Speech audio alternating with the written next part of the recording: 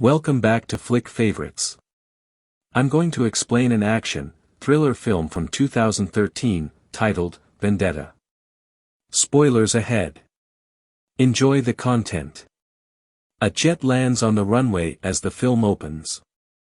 A woman who sounds like his mother is waiting to see him soon and wishes for his safe arrival in an old message that Jimmy Vickers, a special operations interrogation officer, is now listening to in a car.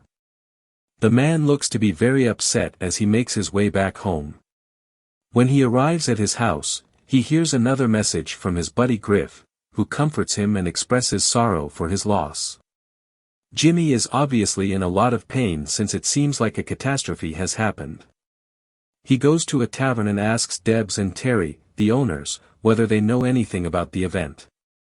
Terry denies any knowledge, but Jimmy claims that Terry lives within 50 yards from his parents' home, near enough to hear their screams. Terry denies any knowledge. Jimmy is pleaded with by Terry to go if he is merely here to make problems. Jimmy grabs Terry by the collar and engages in combat with a stranger after becoming dejected and furious over what is happening.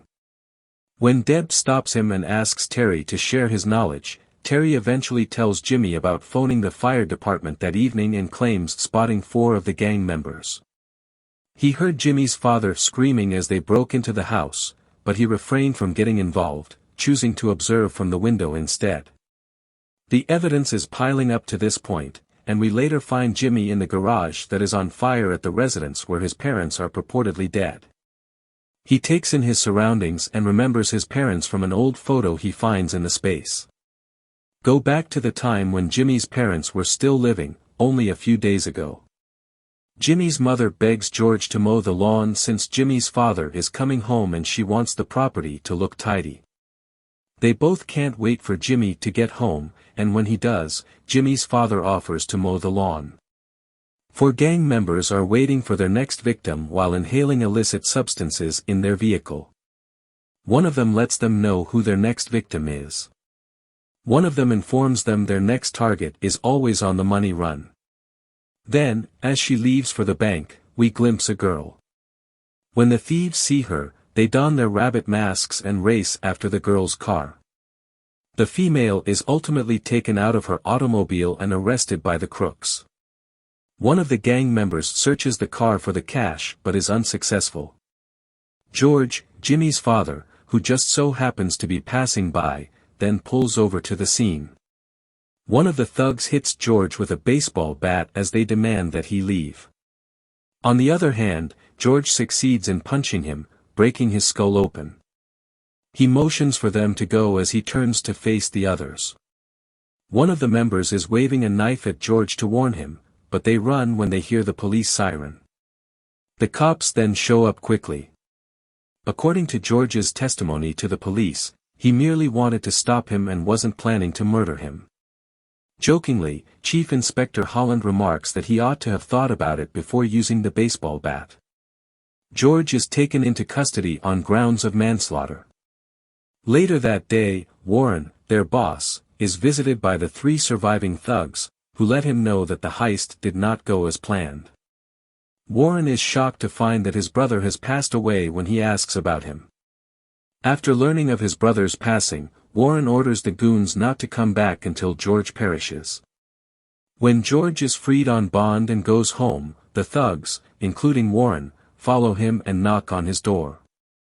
While the other 2 approach the back of the home, 2 guys knock on the front door. One of them makes the mother the target of an assault.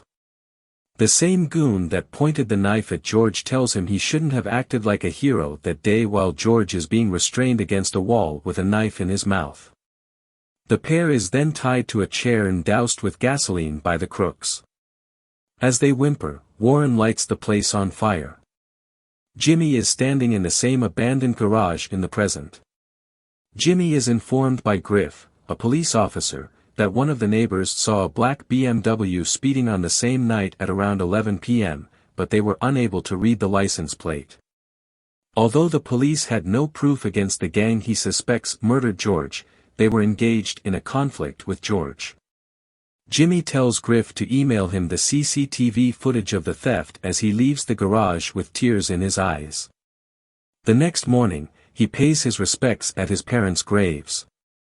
When he is at church, Morgan, his wife, appears to him. When this calamity happened, they were about to be divorced. She asserts that he did not go to the funeral despite receiving 5 emails from her. She comforts him when she sees he is going through a trying moment by telling him he doesn't have to be alone and to drop by her apartment later.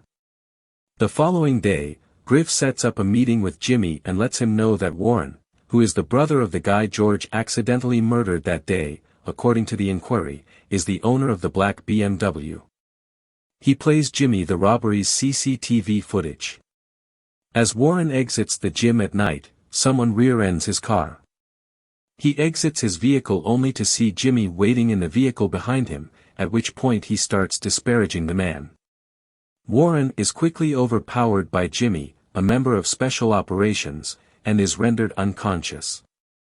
When he wakes up, Jimmy has just poured gasoline all over his car, and he is still strapped to the front seat.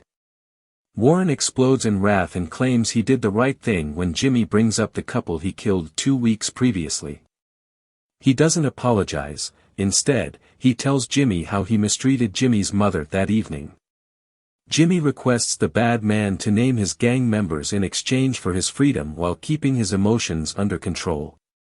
Warren lists the names and Jimmy starts a cigarette. Later, Jimmy visits Morgan at her home, but his stab wound prevents him from speaking for too long. When Morgan stands up, he becomes aware that something is wrong with him. He is brought inside and treated for his injuries when the wife observes the blood on his clothing. The encounter brings the pair closer together despite the fact that they were planning a divorce, leading Jimmy to spend the night at her place. Despite the fact that everyone is aware of Warren's profession as a drug dealer and criminal past, his passing garnered headlines the next day. One of the thugs, Rob, hears about the tragedy, and he and Leon hurry to Caleb, Warren's business partner, whom they believe to have killed Warren over a dispute over percentages. The two come and knock on his door, but Caleb has no idea what they are talking about. After being saved by his fiancée, Caleb doubts the charges and warns Rob and Leon not to come back to his neighborhood. Late at night, Griff pays Jimmy a visit and counsels him against pursuing revenge on the criminals alone. Jimmy, however, disagrees with Griff and thinks that society's flaws would never be able to stop the criminals who are affecting almost every family in the community. Jimmy carries on his search while moving on to Ryan, the following gang member. He pulls him to a deserted place, ties him to a chair, and clamps his mouth. Jimmy develops a rage obsession and starts torturing people in all the horrifying ways that a special operations investigator might. Ryan swallows the cement, which causes him to pass out. The following day, the police find Ryan's body, which has been completely cemented.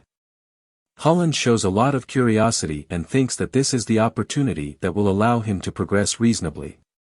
The owner of the pub, Terry, then displays Holland's surveillance video from his location, in which Jimmy is seen putting a drunken man in the back of his car. Terry does not want his tavern to burn down like George's, despite Deb's advice to hold back on disclosing the video. While Jimmy hides in her apartment, Morgan tells the police a story about him. Later, Jimmy is inside the business when 2 police officers begin to pursue him. They are about to arrest him when a vehicle suddenly comes to a stop. 2 powerful guys show there and engage the police in combat, allowing Jimmy to escape. He is shocked to see Colonel Leach exit the vehicle. Jimmy is such a great asset to the special ops, that the colonel personally arrived to take him back. He gives Jimmy another 48 hours to tidy up his act, so before going back to work, he needs to win over the other gang members. In another location, Griff goes up to Joe, the SWAT chief, and tells him not to take this case seriously. Joe asks Griff if he knows who the killer is because he thinks something fishy is going on. He admits the truth, his parents were brutally murdered, and identifies himself as Jimmy's friend. Griff asserts that Holland is no different than Jimmy and that Holland is just taking this case seriously in order to become superintendent, which will most certainly destroy the department due to his corruption and recklessness. Joe maintains that Jimmy is out of control. Returning to Jimmy, he carries out his revenge knowing that the army is on his side and that he cannot be apprehended. Leon is seated in the strip club when he is presented with an envelope with Ryan's picture. The thug rushes away from the club out of fear for his life before Jimmy pushes him to the ground. When Leon regains consciousness, he finds that his upper body is attached to the automobile and his bottom body is tied to the ground. Leon isn't aware of the purpose of his agony, which infuriates Jimmy even more. As a result, Jimmy has no mercy. He storms out in the automobile while tearing him to pieces. The following day, Colonel Leach meets Holland in a restaurant. He demands that Holland turn over all the police evidence she has found on Jimmy and asserts that Jimmy is an army member, not him. When Holland hears this, he rejects, saying that the colonel should be put in jail if he decides to enforce the law on his own. Colonel Leach continues by relating an incident from 2009 to describe Jimmy's bravery. He asserts that the army captured a terrorist who was preparing a significant attack on Britain, but the terrorist would not provide any information. Jimmy, however, just needs 10 minutes of the terrorist's undivided attention to get the terrorist to open up.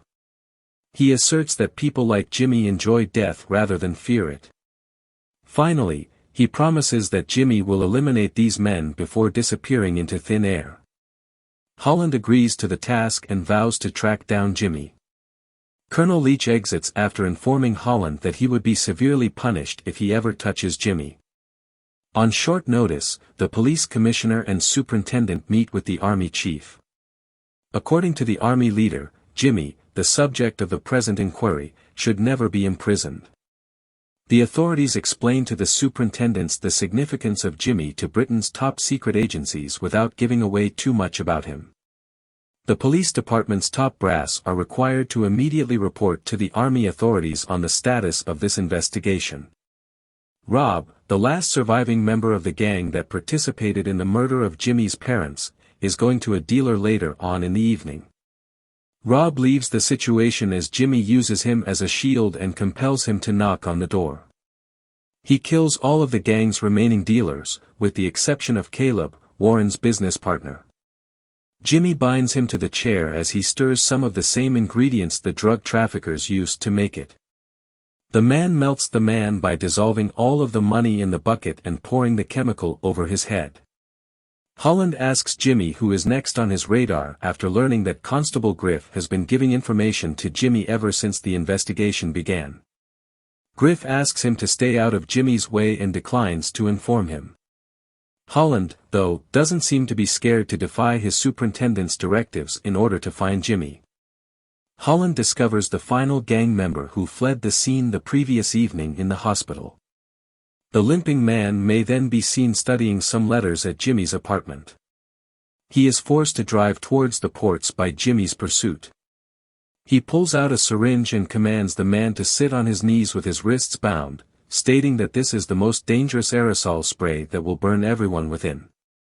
Jimmy is spit on by Rob, who also tells him to check the trunk of his car. Jimmy was shocked when Rob killed Morgan before he could be killed by Jimmy. Just as a SWAT unit commanded by Holland arrives on the scene, Jimmy fires the entire magazine of his gun at Rob out of shock and exhaustion. Griff also makes an appearance and challenges Holland about letting Rob leave the hospital and enabling him to kill Jimmy's wife. Holland claims he let the man to go so he could follow him to Jimmy, but he had no clue the man would kill his wife. Holland is left speechless when SWAT Captain Joe tells his squad to stand down after realizing Holland's situation. Jimmy is given permission to leave the situation. Jimmy smacks Holland in the face and knocks him out before leaving. A strange female is throwing rubbish into an alley.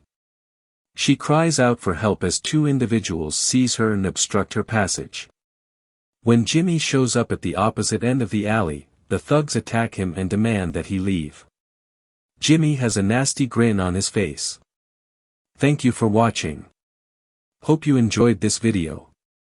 Don't forget to subscribe if you want to stay updated on future videos. Leave a like to support the channel.